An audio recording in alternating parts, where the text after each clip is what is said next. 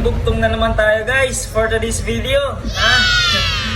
Kumusta po kayo? Sa gusto pong maglaro, makihula sa bugtong po for 200 pesos pang merienda guys. Hintayin niyo po, may lalabas po sa screen ulit. May lalabas po na bugtong. Ayun guys, tignan po natin for 200 pesos pang merienda. Ito po yung bugtong natin guys. Ayun, lalabas siya, lalabas. Ayun, lumabas. Kung gusto mong disiplinahin, liig niya ay bakliin. Ayun yan po yung bugtong natin for today guys. Pa-follow po ng criteria guys Isang sagot lang po. Follow and share. And siyempre comment ka ng sagot mo. Isang sagot lang po. Pwede po kayong mag-comment. Pwede po kayong mag-comment ng kung ano-ano. Pero yung sagot po dapat isa lang po panindigan nyo po yung isang sagot Ayun guys, pa-subscribe din po ng YouTube channel natin. Nasa comment section po yung link So guys, ayan, lumalabas-labas siya guys. Hintayin nyo lang guys at panoorin nyo po yung video hanggang sa matapos Panoorin nyo po yung video kasi nasa dulo po may clue po sa sagot For 200 may clue pa po ng sagot nasa dulo. Legit po guys, legit. Ayun, ang makakahula, ipipiliin ko po.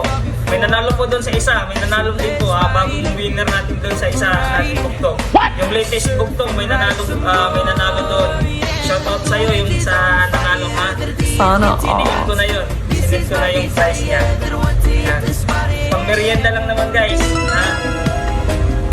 Kaya guys, thank you for support thank you sa support. Thank you po, thank you. Ayun, guys, panoorin nyo po. Huwag po kayo mag-skip ng ads. Lumalabas-labas po yung natin. Lumalabas-labas po yung bugtong natin guys. Sa dulo po, may lalabas na clue kaya pa-wait po, pa-wait. Ayun.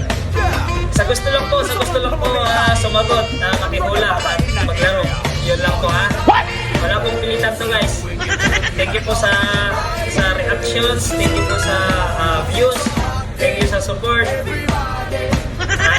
Laro-laro lang po guys. Ayun, lumalabas siya. Ayan. Shoutout ulit kay Sir Pitik Niaro thank you po sa pagpapahiram ng mga pictures mo Guys, nagpaalam po tayo kay Sir Pitik Niaro. Hindi po siya madamot. Meron niya tayo ng mga photos niya as cover natin sa business natin Nalis ko rin yung barangay ko dahil sa mga photos sa mga photos na nakukuha ni Sir Pitik Niaro, yung mga kuha ni Sir Nalis ko yung barangay ko. Ang gaganda rin ng pictures niya magaling siya mag-init. Ayun, baka may claw. Ayan po yung claw. Hintayin po natin, may lalabas na